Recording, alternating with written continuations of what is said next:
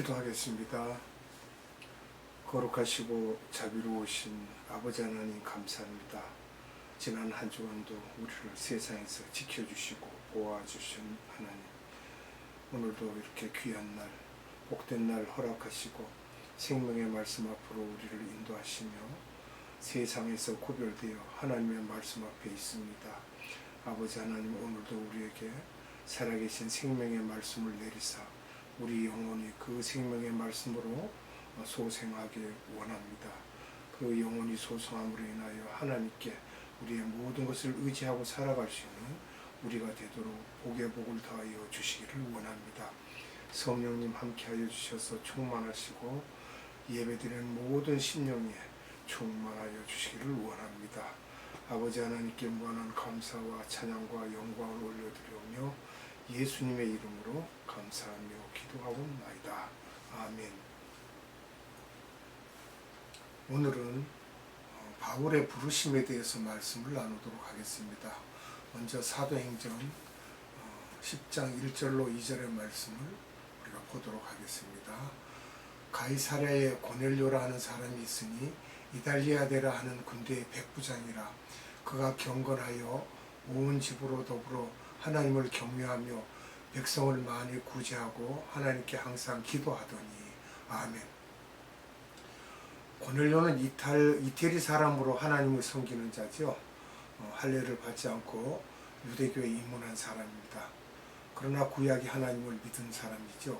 이탈리아 군대의 백부장이며 지금으로 말할 것 같으면 중대장급 정도, 대위 정도. 또 가이사랴는 이탈리아의 해변가의 마을입니다.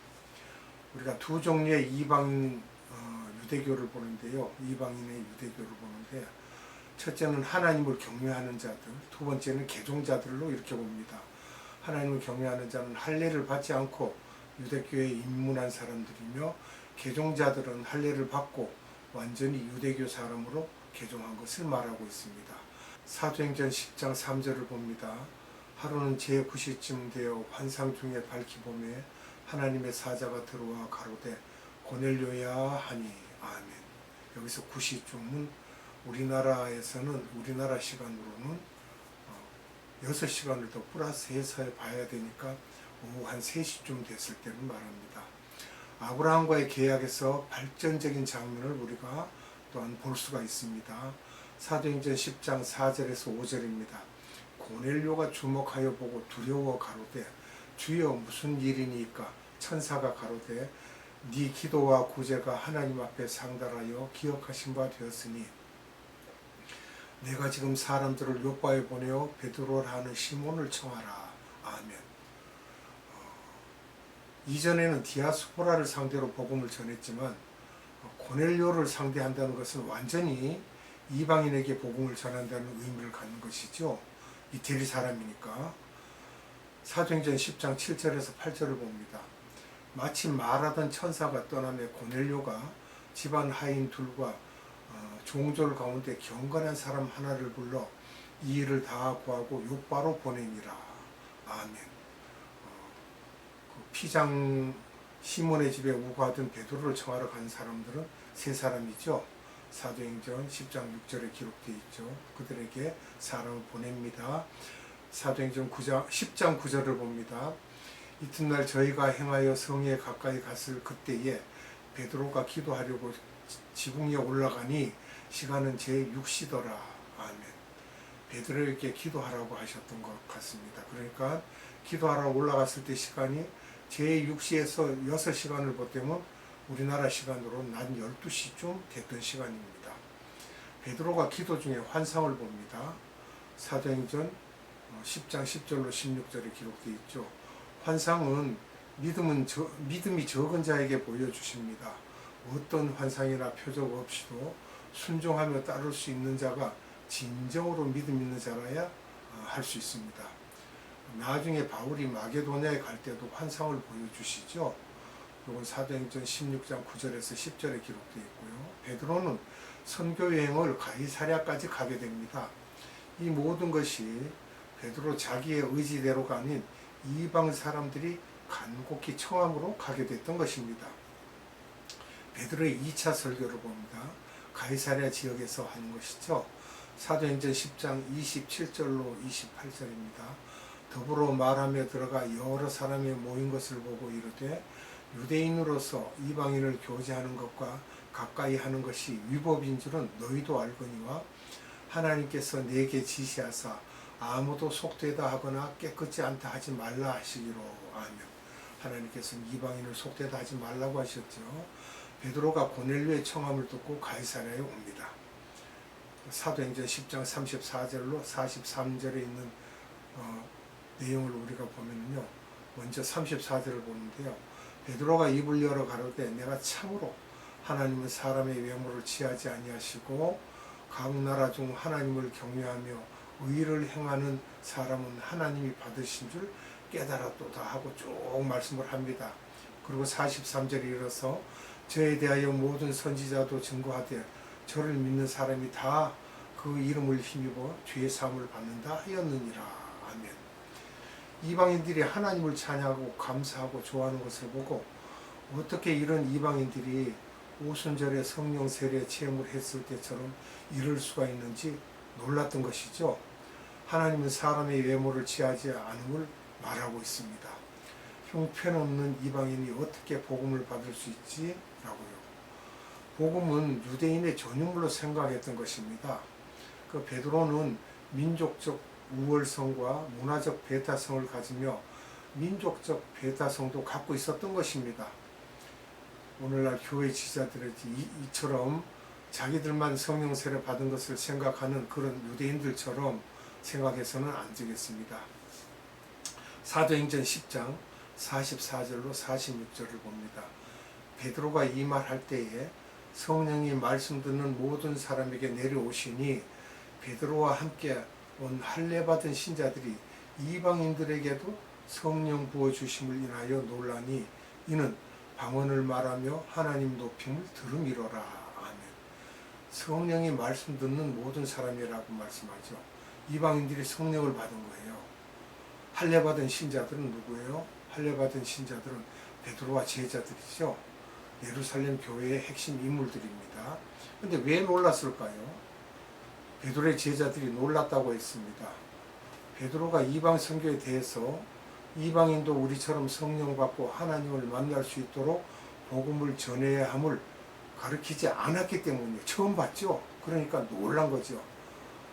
자, 베드로가 또 다시 예루살렘에 올라갑니다. 사도행전 11장 1절에서 3절입니다. 유대에 있는 사도들과 형제들이 이방인들도 하나님 말씀을 받았다 함을 들었더니 베드로가 예루살렘에 올라갔을 때에 할례자들이 힐난하여 가로되 내가 무할례자의 집에 들어가 함께 먹었다 하니. 아멘. 자, 할례자들이 예루살렘의 교인들이고 지도자들이죠. 무할례자는 고넬료와 그 일가 친구들입니다. 이방인들이죠. 그래서 할례자들이 베드로가 이방인에게 말씀을 전했다는 말을 듣고 힐난을 하고 있습니다. 복음은 유대인의 전유물로 여겼던 것입니다. 사도행전 11장 4절에서 14절에 베드로가 기도 중에 보는 환상에 대해서 예루살렘 교인과 지도자들에게 설명은 자세히 쭉 합니다. 그럼 사도행전 11장 15절을 보면요. 내가 말을 시작할 때에 성령이 저희에게 임하시기를 처음 우리에게 하신 것과 같이 하는지라. 아멘. 처음 우리에게 하신 것과 같은 게 어떤 것입니까? 오순절 다락방에서 성령 세례 받은 사건을 말하고 있는 거죠. 사도행전 2장 1절에서 3절에 있는 사건입니다. 사도행전 11장 16절을 봅니다. 내가 주의 말씀에 요한은 물로 세례 주었으나 너희는 성령으로 세례 받으리라 하신 것이 생각났노라. 아멘. 사도행전 1장 4절에서 5절에 보면 예루살렘을 떠나지 말고 예수님이 너에게 줄 성령을 기다리라는 말씀을 하시죠. 베드로가 사도행전 1장 8절을 생각했던 거예요. 베드로는 예수님이 사도행전 1장 5절에서 하신 말씀을 수제자였기 때문에 예수님의 가장 가까운 옆에서 들었을 텐데 한쪽 귀로 듣고 다 흘려버렸던 것을 고넬료의 집에 가서 이방인들이 성령 세례 받는 것을 보고 생각했던 거예요. 사도행전 1장 8절에도 그제서야 뜻을 알았던 것을 고백하고 있습니다. 사도행전 11장 17절로 18절 말씀입니다. 그런즉 하나님이 우리가 주 예수 그리스도를 믿을 때에 주신 것과 같은 선물을 저희에게도 주셨으니 내가 누구간데 하나님을 능히 맡겠느냐 하더라. 저희가 이 말을 듣고 잠잠하여 하나님께 영광을 돌려 가로되 그러면 하나님께서 이방인에게도 생명 얻는 회개를 주셨도다 하니라. 아멘. 여기 첫 번째 보면은요, 저희가 이 말을 듣고 잠잠하여 하나님께 영광을 돌려라는 말씀을 하고 있는데, 예루살렘 교회 사람들이 예수님의 지상명령이 이방인들에게도 복음을 전하라는 것이고 또 그 이방인들도 복을 받아야 한다는 것을 알았다면 이처럼 마음에 들진 않지만 할 수 없이 잠잠하여 하나님께 영광 돌리지 않았을 것입니다. 민족적, 문화적 배타주의와 이중성을 갖고 있죠. 참 잘됐습니다. 정말 복받을 일입니다라고 기뻐하고 즐거워했던 것이 아니라 잠잠하게 이방인들도 진짜로 그런 마음으로 들었다는 거예요. 결국 베드로는 자기 민족 복음화에 사용하셨죠. 이방을 위해서는 바울을 준비하셨습니다. 갈라디아서 2장 7절에서 8절에 이방인에게 사도로 보냈다는 걸 기록하고 있는데 봅니다. 갈라디아서 2장 7절로 8절입니다. 도리어 내가 무할례자에게 복음을 전함을 맡기를 베드로가 할례자에게 맡음과 같이 한 것을 보고 베드로에게 역사하사 그를 할례자의 사도로 삼으시니까 또한 내게 역사하사 나를 이방인에게 사도로 삼으셨느니라. 아멘. 바울은 민족적, 문화적 배타성을 모두 다 버린 인물입니다. 그는 이방 나라에서 살았던 사람이죠. 바울을 이방 선교의 주축 인물로 세우신 이유가 있습니다. 문화적 측면을 보면 그가 디아스포라 출신이죠. 타 문화권에서 성장했기 때문에 그들을 이해할 수 있는 것입니다.